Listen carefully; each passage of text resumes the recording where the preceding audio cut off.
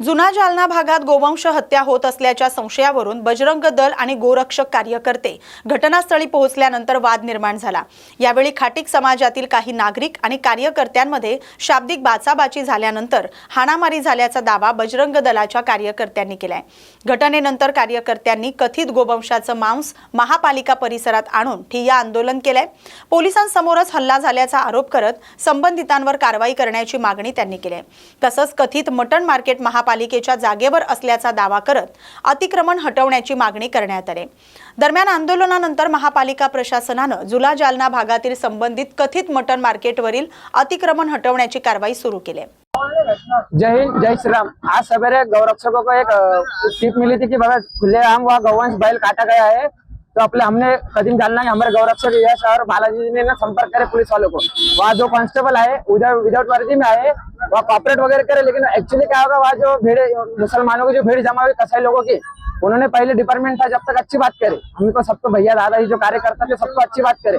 बाद में जैसे पुलिस वाले साइड हो गए, उन्होंने डायरेक्ट रतलिया मान है कि जो गौवंश काटने के चाकू से कार्यकर्ता को हमला करे। हमारे बालाजी नलमेल जी शहर मंत्री है, इनके गाल पे चाकू का हमला करा गया। इनके यहाँ पे मेरे ऊपर कुछ चाकू निकाले थे उन्होंने, लेकिन मैं सब गौरक्षकों को अपने वहाँ गौरक्षक कुछ होना नहीं बोल के वो उन्होंने कड़ी भी लगाई थी मुसलमानों ने। तो वो कड़ी खोल के हमने सब बच्चों को वहां से निकाले गए, हमारे ऊपर हमला हो गया। हमारा ये कहना कि वहाँ दो कांस्टेबल जो थे पुलिस प्रशासन के, उन्होंने हमको कुछ भी मदद करे नहीं। जब कार्यकर्ताओं पे हमला हो रहा था सब साइड निकल गए। तो हमारा ये कहना है कि गौरक्षक जब पुलिस प्रशासन के भरोसे पे जाते हैं तो डिपार्टमेंट का काम है कि वहाँ के हर एक नागरिक की सुरक्षा करना, वहां से उसको बाहर निकलना। लेकिन आज ऐसा कुछ हुआ नहीं, उलट वो 50-60 जो मुसलमान के कसाई थे उन्होंने हमारे ऊपर बेतरफ हमला करे। और दूसरी बात, जो महानगर पालिका है जो हर बारी बोलती है कि हम अतिक्रमण हटाएंगे, लेकिन महानगर पालिका की जगह पे वहाँ कत्लेआम गौवंश की हत्या चालू है। वो जो बाजार जो भरता हुआ छोटे मोटे दुकान है वो सिर्फ महानगर पालिका के, तो महानगर पालिका भी इसमें शामिल है। क्या महानगर पालिका को हफ्ता जाता था इसकी चौकसी होने को ना, अगर हफ्ता नहीं जाता तो महानगर पालिका ने जेसीबी से कार्रवाई करने को ना, ये हमारे सभी गौरक्षकों की मांग है। गौ माता के सम्मान में, गौ माता के सम्मान में महानगर पालिकेचं करायचं काय, महानगर पालिकेचं करायचं काय। यह घोषणा में याच्यामध्ये देता है कि पिछले 1 साल से भी महानगर पालिका यही बोली कि हम सब अतिक्रमण तोड़ेंगे, जहाँ जहाँ गौवंश की हत्या होती है वहाँ जेसीबी घुमाएंगे, लेकिन अभी तक ऐसी कोई भी कार्रवाई हुई नहीं।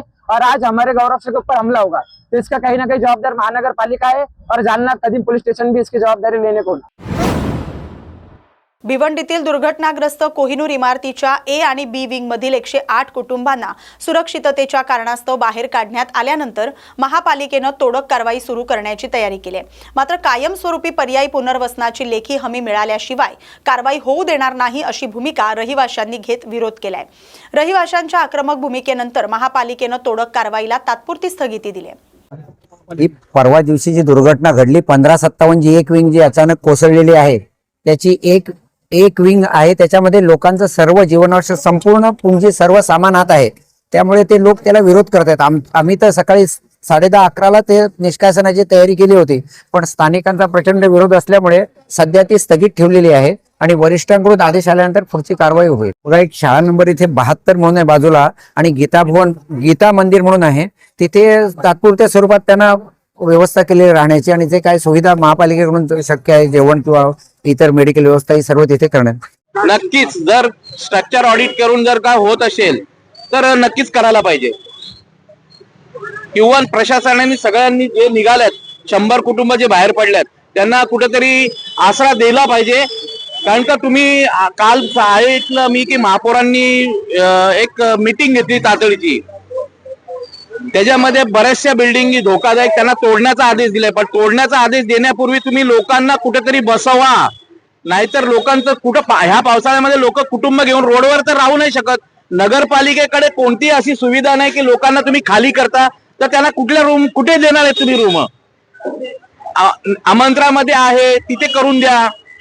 कोरोना काळामध्ये लोकांना तुम्ही तिथे घेऊन गेलात, तर आता तुम्ही हे तर करू शकता। जर का तुम्ही एवढे लोकांना उद्ध्वस्त करण्याची ऑर्डर केले तर तुम्ही त्यांना राहण्याची सुविधा तरी द्या आणि बिल्डरांवरती कंप्लेंट करा। तुम्ही 4 दिन हो गए हैं, ये हादसा हो गया 4 दिन हो गया है।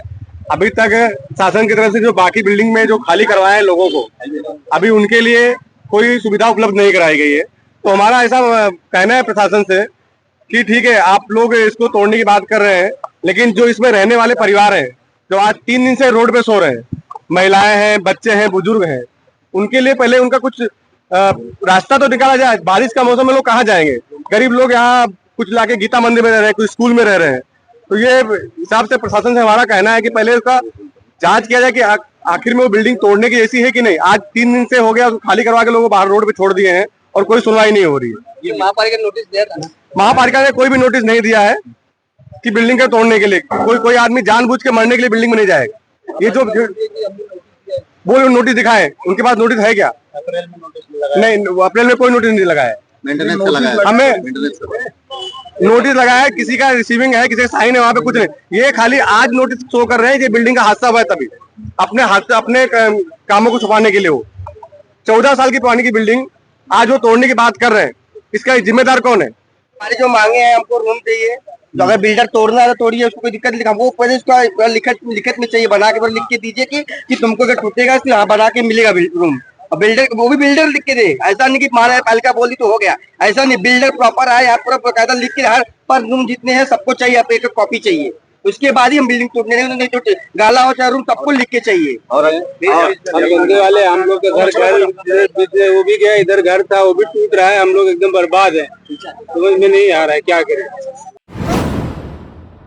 डोंबिवलीतील मोठा गणेश घाटाकडे जाणाऱ्या रस्त्याच्या काँक्रिटीकरणाच्या कामाचं भूमिपूजन भाजप प्रदेशाध्यक्ष तसंच आमदार रवींद्र चव्हाण यांच्या हस्ते पार पडले। भाजप नगरसेवक दीपेश म्हात्रे यांच्या पाठपुराव्यामुळे या महत्त्वाच्या कामाला सुरुवात झाली। या रस्त्यामुळे घाट परिसरातील नागरिकांना सुरक्षित आणि दर्जेदार वाहतुकीची सुविधा उपलब्ध होणार आहे। दरम्यान घाटावर सुरू असलेल्या पायाभूत सुविधांच्या कामांमुळे डिसेंबरपर्यंत जलवाहतूक सेवा सुरू होण्याची अपेक्षा आहे।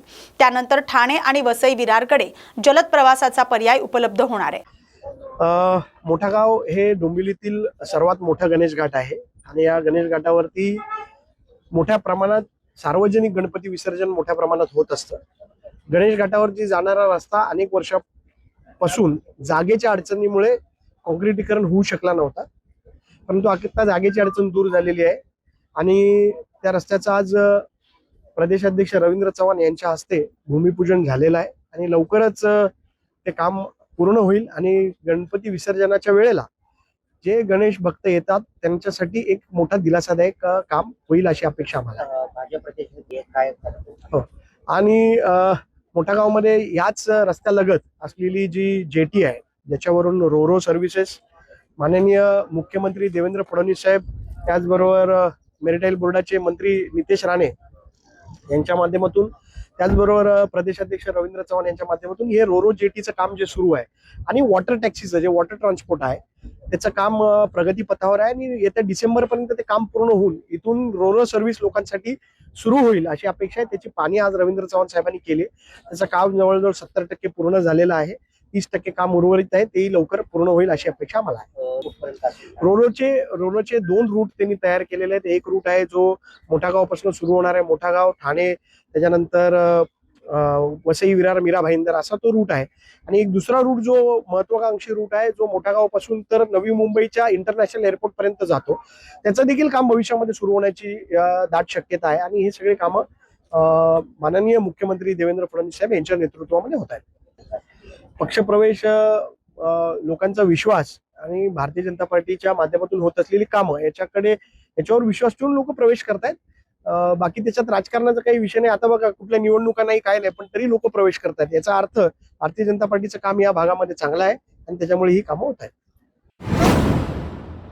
या बातमीसोबतच न्यूज मराठी विशेष बातमीपत्रात आता इथेच थांबतोय। अशाच महत्त्वाच्या बातम्यांसाठी पाहत राहा न्यूज मराठी 24/7। नवा भारत, नवा विचार।